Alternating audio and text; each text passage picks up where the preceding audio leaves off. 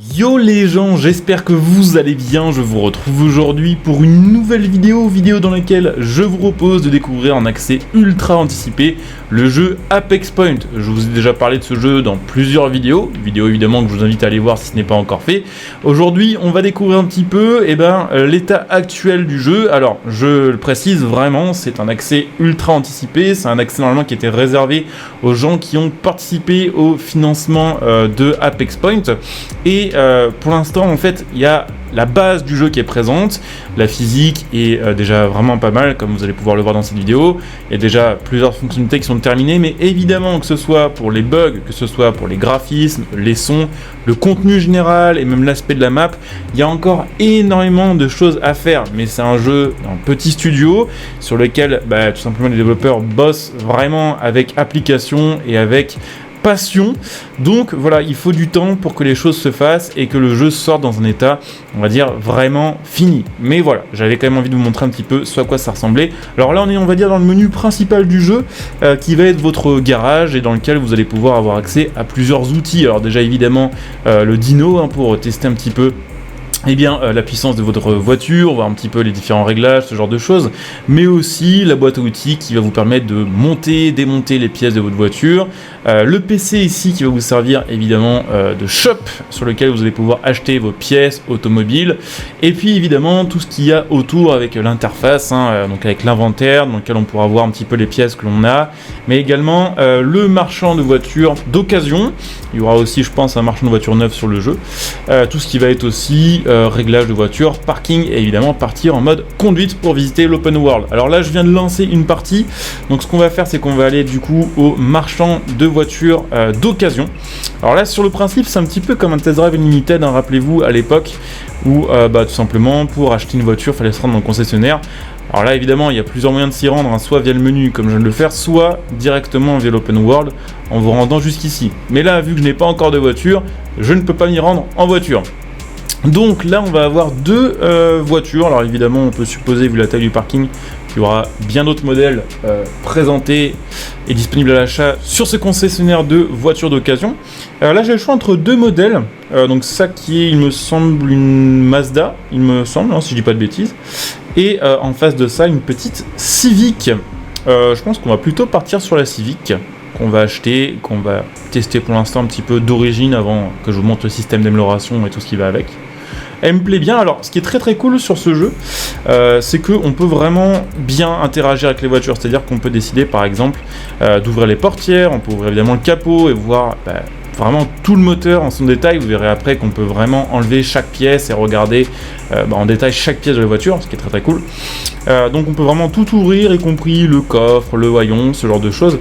Et ça, c'est quand même archi stylé, et c'est aussi parce qu'il y a ce genre de détails très poussés que forcément le jeu prend beaucoup de temps à être développé. Regardez un petit peu ce qu'on a sur un Forza. Si vous checkez le Forza Vista, on pourrait probablement ouvrir les portières, probablement ouvrir le capot, mais tout ce qui serait haillon et coffre, c'est vraiment pas sûr. Et c'est vraiment pas sûr qu'on ait aussi, on va dire, ce niveau de détail, sur toutes les voitures du jeu. Et c'est vraiment, un jeu, et ça je pense que vous allez le voir tout au long des choses que je vais montrer aujourd'hui dans cette vidéo, c'est vraiment un jeu qui est fait par des passionnés d'automobile, pour des passionnés d'automobile. Alors là, un petit détail tout con, mais c'est quelque chose qui a vraiment pour moi un intérêt, c'est que pour tout ce qui est conduite, pour tout ce qui est interaction avec la voiture, il y a des touches pour tout. Par exemple là, pour conduire, il faut évidemment que je démarre ma voiture, et pour ça il y a une touche. Et ce que je vous propose du coup, c'est de faire un petit tour dans la map pour l'instant, quelques kilomètres, parce que je me doute bien qu'il y en a parmi vous qui ont qu'une seule hâte, c'est de voir la physique et de voir un petit peu la map. Encore une fois, on y retournera plus tard quand on aura fini de customiser la voiture et de l'améliorer, qu'on aura une voiture un peu plus performante. Pour l'instant, vraiment, dites-vous bien que la map et tout ce qu'on voit ici, il y aura énormément de choses qui vont être modifiées d'ici la sortie du jeu final. Là, c'est uniquement, on va dire, des routes qui sont proposées pour qu'on puisse un petit peu tester le jeu, qu'on ait déjà des routes à parcourir, tout simplement une map sur laquelle on peut faire quelques kilomètres. Mais évidemment, tout ça va être modifié, largement amélioré, que ce soit au niveau des bâtiments, au niveau des graphismes. Donc pas de panique, encore une fois, c'est une version en accès ultra anticipé du jeu, et tout ce que vous voyez là sera évidemment 1000 fois amélioré sur le jeu final. Alors la physique est très très chouette, justement, c'est vrai que je voulais vraiment mettre l'accent là-dessus. C'est vrai que souvent ce genre de jeu, on va dire un peu plus petit budget, de plus petits studios, quand vient le moment du pilotage, la conduite, c'est pas rare qu'on ait vraiment des mauvaises surprises, avec souvent des voitures qui ont des réactions pas du tout naturelles, souvent trop légères, souvent trop arcade. Là, pour le coup, le délire d'Apex Point, c'est quand même de vous proposer quelque chose de très réaliste au niveau du feeling de conduite. Et même si, bon, pour l'instant, il y a des bugs de physique, encore, il y a des choses à retravailler, notamment si vous avez des collisions avec les trottoirs, ce genre de trucs, vous sentez que tout n'est pas encore parfaitement au point, et vous sentez surtout que, encore une fois, ça a été fait par des gens qui apprécient vraiment l'automobile, et qui ont été capables, du coup, de proposer une physique qui est vraiment assez réaliste, quoi. Vous voyez, les réactions au freinage sont cool, les réactions des suspensions sont correctes, même si un peu abusées là sur les trottoirs par exemple, mais la voiture ne se dandine pas spécialement, on sent bien son poids. Honnêtement, c'est... je sais pas vraiment comment dire ça sans passer pour un fanboy, mais c'est largement plus réaliste que beaucoup d'autres jeux que vous avez pu voir sur ma chaîne, y compris des AAA. Alors évidemment, il y a plusieurs vues, vous avez des vues intérieures aussi, qui sont assez cool, mais qui vont aussi, je pense, être améliorées, notamment pour les animations de volant. Alors déjà, contrairement à un Forza, vous pouvez tourner vraiment le volant plus que sur seulement un petit quart de tour. Mais les animations, vous voyez que là, pour l'instant, au niveau des mains, elles sont pas encore ultra correctes. Mais ça, encore une fois, c'est un détail, c'est des choses qui vont être améliorées. Le reste étant fonctionnel, on peut même choisir d'allumer manuellement ses feux en appuyant sur la bonne touche, ce qui va évidemment aussi changer l'ambiance à bord avec les petites lumières qui vont s'allumer.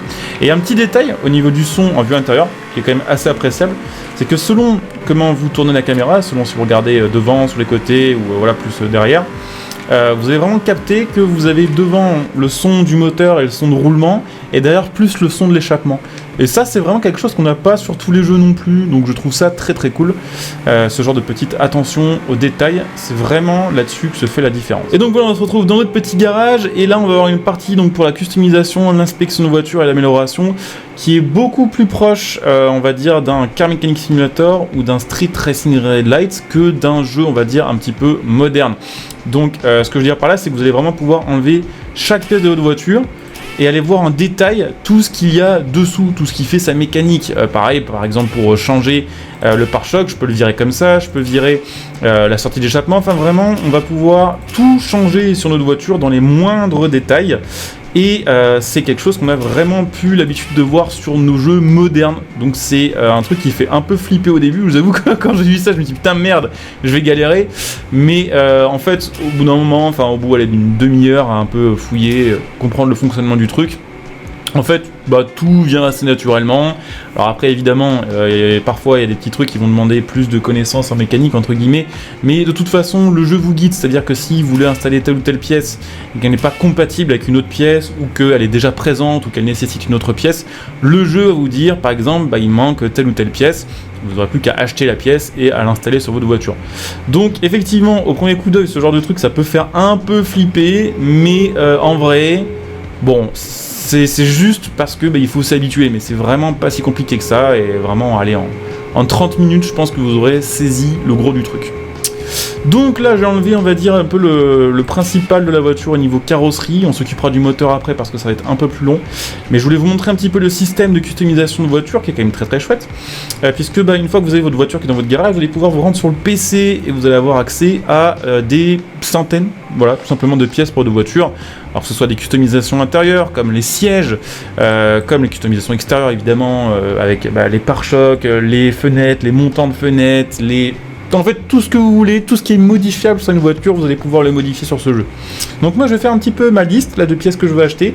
Je vais ensuite installer les pièces, ensuite on ira peindre la bagnole, et ensuite je m'occuperai du moteur, et je vous montrerai après évidemment le pilotage avec la voiture améliorée. Donc je vous le disais, il y a vraiment beaucoup de pièces, ne serait-ce que par exemple pour le choix des feux avant sur cette voiture-là, on a genre 5 types de feux avant différents, ce qui est déjà quelque chose d'assez cool. Pareil, vous allez voir pour les feux arrière, enfin vraiment, il y a beaucoup de choix déjà, c'est assez chouette de voir qu'il y a autant de pièces disponibles. Et quand je dis que ça va loin, niveau customisation, vous pouvez même changer l'intérieur du coffre en fait, vous pouvez même changer si la voiture est un petit peu endommagée, tout ce qui va être moquette intérieure et tout ce qui va avec, donc c'est vraiment poussé. Alors évidemment, une fois que vous avez démonté des pièces sur votre voiture, vous allez pouvoir les remonter facilement sans vous faire chier en allant directement dans la boîte à outils, en sélectionnant le tournevis si j'ai bien compris, et ensuite en cliquant sur votre inventaire, vous avez toutes vos pièces qui s'affichent avec leur état, puisque en fait, au bout d'un moment, en fait, quand vous allez rouler votre voiture, les pièces vont s'abîmer et vous pourrez soit les réparer, soit les remplacer, voilà, selon votre budget sur le jeu. Et donc ensuite, vous avez juste à cliquer sur ce que vous avez acheté et ça va tout simplement s'installer sur votre voiture. Donc là, voilà, je sais que tout ce que j'ai acheté, c'est des pièces qui sont en condition 100%, donc logiquement, c'est tout ce qui est ici. Il y a peut-être 2-3 trucs que je vais devoir modifier, mais je vais vous montrer évidemment le résultat final. Alors évidemment, c'est pareil pour les roues, vous avez énormément de choix de modèles. Et vous avez aussi le choix de la taille des pneus avec aussi leur profil et leur type. Donc là aussi, il y a de quoi faire. Et puis vous aurez évidemment la possibilité de modifier tout ce qui va être suspension avec plusieurs qualités.